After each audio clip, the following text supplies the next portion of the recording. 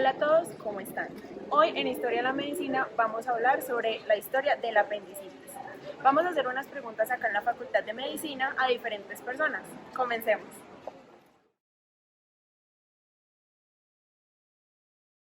Nos encontramos acá con Fabi. Hola Fabi, ¿cómo estás? Muy bien, ¿y tú cómo te va? Muy bien.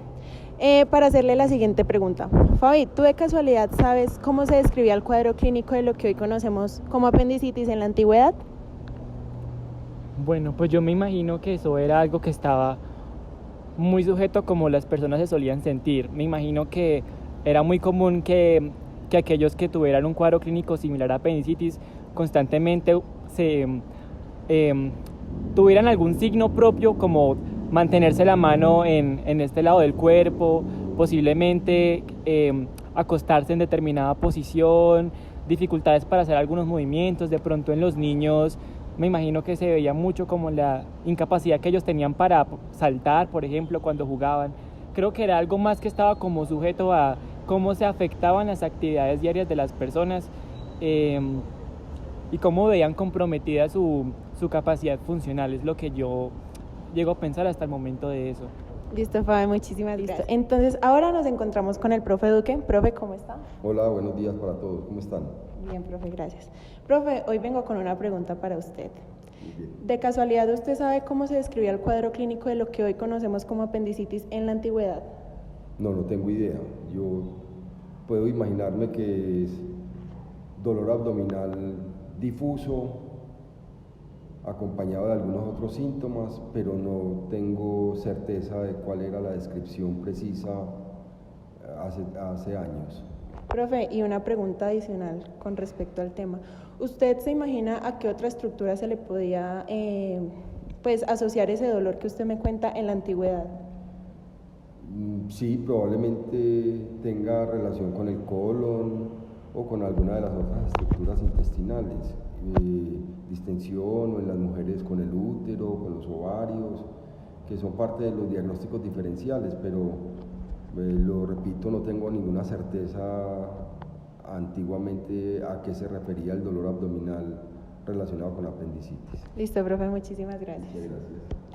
Para responder nuestra primera pregunta, traje una invitada muy especial, la doctora María José. Doctora, ¿cómo se encuentra el día de hoy? Muy bien, ¿y tú?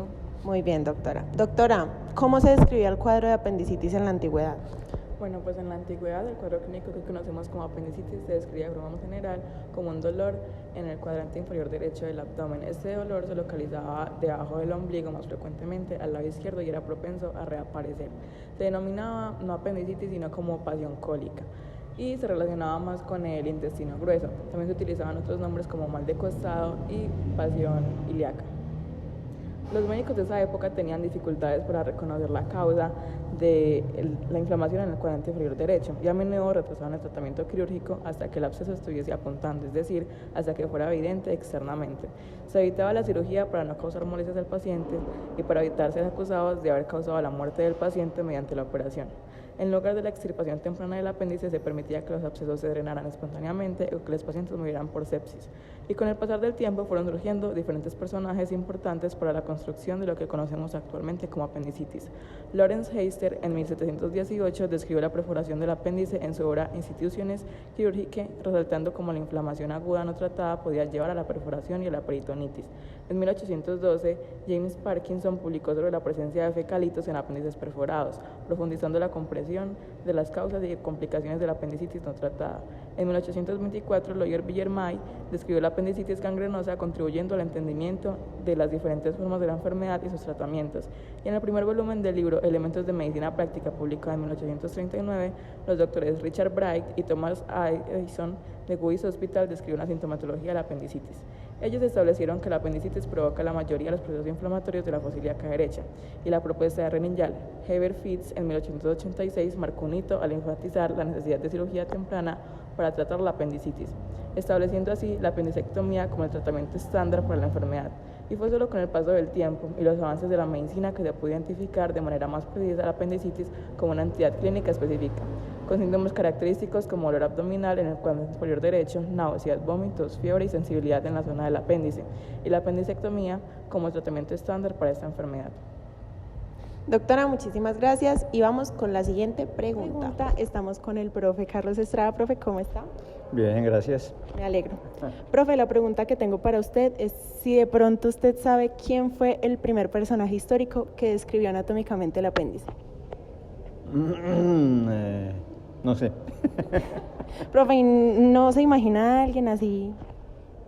No, pues realmente entraría a especular. Honestamente no sé. Y eso que me gusta pues un poco la historia de la medicina, pero a ese dato no lo conozco. Listo, profe. Muchísimas gracias. Bien, nos encontramos con Samu y Melanie. ¿Cómo están? Bien, ¿y tú? Bien, gracias. Les tengo una pregunta. De casualidad, ¿ustedes saben quién fue el personaje histórico que, pues, primeramente describió el apéndice anatómicamente? No, ni idea. No sé, de los primeros ilustradores hasta donde yo sé sería Da Vinci o una vaina por el estilo.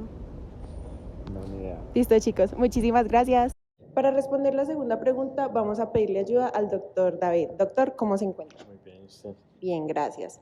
Doctor, ¿quién fue el primer personaje histórico en describir anatómicamente el apéndice?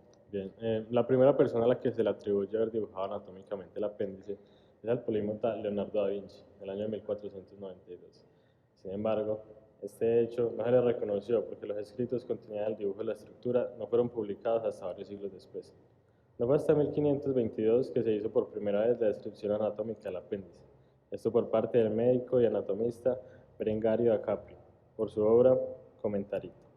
Sin embargo, esta descripción carecía de muestras gráficas que lo representaran, por lo que se cree que fue el motivo por el cual no se le relacionó con el nombre de la estructura en ese entonces.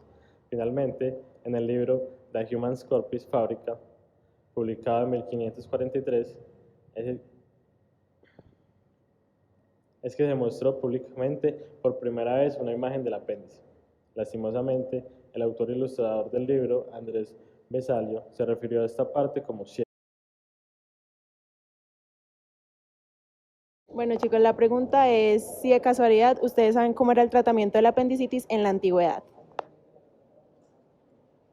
Pues de lo que yo recuerdo, eso era pues, la enfermedad de costado y todo el mundo se moría. Nadie sabía cómo era el tratamiento y realmente eso era fatal.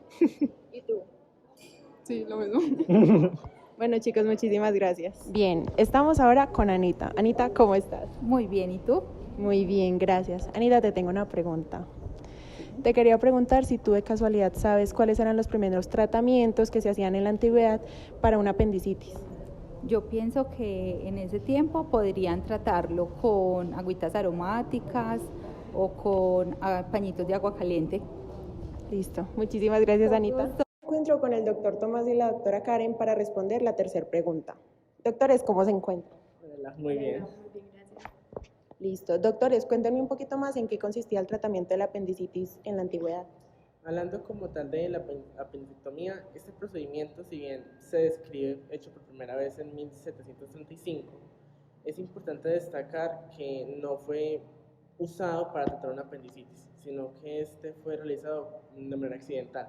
El caso fue, pues el procedimiento fue realizado como tal por el doctor Claude Amaya en un niño de 8 años que tenía como tal una hernia inguinal. Cuando se hizo el procedimiento se encontró el apéndice dentro de la estructura y él lo removió, pero como tal como les comento, debido al hecho de que no era enfocado como tal a tratar el apéndice, se dejó de lado y no se volvió a tocar el tema hasta mucho tiempo después.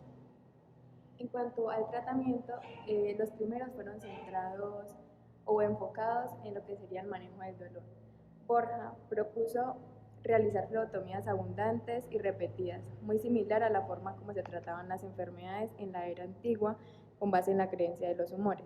Enemas, uso de infusiones de opio y compresas calientes de animales sobre la zona abdominal. Este plan de manejo se mantuvo durante todo el siglo XVIII. Para el año de 1827, Francois Melier propuso la remoción del apéndice como tratamiento de la enfermedad. Sin embargo, la propuesta fue ignorada por falta de sustento y apoyo científico. En 1867, un cirujano americano, Wilbur Parker, publicó un artículo relatando sus experiencias, que comenzó en 1843 con el drenaje de abscesos apendiculares. Reportó un total de 4 casos y abogó por el drenaje quirúrgico después del 5.º día de la enfermedad. Este abordaje quirúrgico ganó cierta aceptación y más tarde se le atribuyó la reducción de la tasa de mortalidad por abscesos apendiculares. Ahí solamente me gustaría agregar que estos primeros tratamientos utilizaban como sedantes, si se puede decir de otra manera, lo que eran extractos del opio, lo cual pues si bien podría tener cierto efecto, no se compara con los sedantes que hay en la actualidad. Incluso retomando lo que comenté al inicio del procedimiento realizado por el doctor Amaya, él describe que el procedimiento fue tan doloroso para el paciente como para él.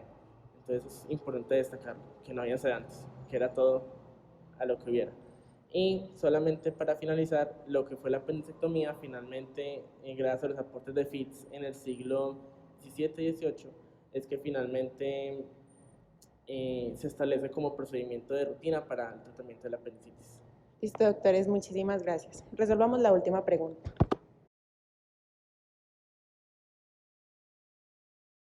Estamos en biblioteca para hacer nuestra siguiente pregunta. Chicos, ¿cómo están? Hola. Hola. Niños, la pregunta que les tengo es la siguiente. ¿Ustedes saben desde cuándo se usa el término apendicitis en la práctica médica y desde aproximadamente cuándo se usa el tratamiento quirúrgico? No. No, tampoco sé. Ah, sí. ¿Y no tienen alguna idea? Así, pues, crean que no sea. En Colombia. En general, en la práctica médica. De pronto desde el siglo XVII. Listo, muchísimas gracias. Bien, para nuestra última pregunta tenemos acá al profe Giancarlo. Profe, ¿cómo está? Muy bien, gracias. Me alegro. Profe, la pregunta que le quiero hacer a usted es que si usted sabe desde cuándo se usa el término apendicitis en la práctica médica y desde cuándo se usa el tratamiento quirúrgico pues para resolverla. Yo no sé. Profe, ¿y no se imagina nada? No, pues no sé, siglo XIX, XVIII, yo no sé. Bueno, profe, muchísimas gracias. Para finalizar, el doctor Jesús y el doctor Juan nos van a ayudar a responder nuestra última pregunta. Doctores, ¿desde cuándo se usa el término apendicitis en la práctica médica y desde cuándo se propuso un tratamiento quirúrgico? Ok, realmente el término apendicitis es muy reciente en la historia de la medicina. Fue propuesto por el patólogo Fitz en el año 1886 cuando escribió el artículo Inflamación perforante del apéndice vermiforme. En ese artículo, él postuló que la etiología principal para dolor en la fosa ilíaca derecha se debía a afecciones en el apéndice. También explicó un poco la fisiopatología y dijo que el tratamiento principal era quirúrgico, es decir, la apendicectomía o perforación del apéndice vermiforme. Además, él nos dijo que este era un gran avance para la gastroenterología y también para la cirugía general. En el año de 1887, el cirujano Morton realizó la primera apendicectomía exitosa de manera oficial y en 1889 se inició el uso de la apendicectomía de forma profiláctica. El tratamiento quirúrgico de la apendicitis comenzó a ganar aceptación a finales del siglo XIX y principios del siglo XX. El primer procedimiento exitoso no fue el de 1887 realizado por Morton, sino que se le atribuye al cirujano sueco Richard von Bollmann en 1880. Sin embargo, la apendicectomía no se popularizó ampliamente hasta la primera mitad del siglo XX, cuando la cirugía abdominal se volvió más segura y efectiva gracias a los avances en cirugía, anestesia y cuidados postoperatorios. Cuando se trata de detectar la apendicitis, hay ciertos aspectos clínicos que son clave, como lo es el punto de McBurney, que fue gracias al cirujano Charles McBurney, que es una señal muy importante para poder identificar la apendicitis. Este se manifiesta como un dolor en un punto específico del abdomen, que está cerca de un tercio de la distancia entre la parte superior de la espina ilíaca derecha y el ombligo. El uso de antibióticos también ha cambiado completamente la forma en que tratamos la apendicitis, ya que nos ha permitido en algunos casos evitar la cirugía y reducir la probabilidad de complicaciones infecciosas. Además, hay que tener en cuenta que cuando alguien presenta apendicitis agudas, es muy crucial reponer líquidos corporales. Esto se hace con la reanimación por fluidos, que ayuda a corregir la deshidratación y asegura que los tejidos reciban suficiente sangre antes y después de la cirugía. Hoy en día tenemos que tener en cuenta que podemos combinar para el diagnóstico de la apendicitis lo mejor de ambos mundos, de la experiencia clínica y la tecnología moderna. Y a pesar de que nuestro paciente presenta síntomas como fiebre y dolor abdominal, tenemos que tener en cuenta que no podemos subestimar las ayudas diagnósticas que tenemos actualmente. La ecografía y la tomografía computarizada nos han cambiado por completo la forma en cómo combinamos el diagnóstico de la apendicitis, Estas pruebas nos brindan una visión más clara y detallada del problema, lo que nos ayuda a determinar la gravedad de la enfermedad y tomar decisiones más informadas sobre el tratamiento. Y al combinar nuestra experiencia clínica con las capacidades tecnológicas de la vanguardia, podemos ofrecer un cuidado más personalizado y efectivo a los pacientes con apendicitis y, entre lo tradicional y lo innovador, ha elevado el estándar de atención y mejorado los resultados para aquellos que enfrentan esta condición médica.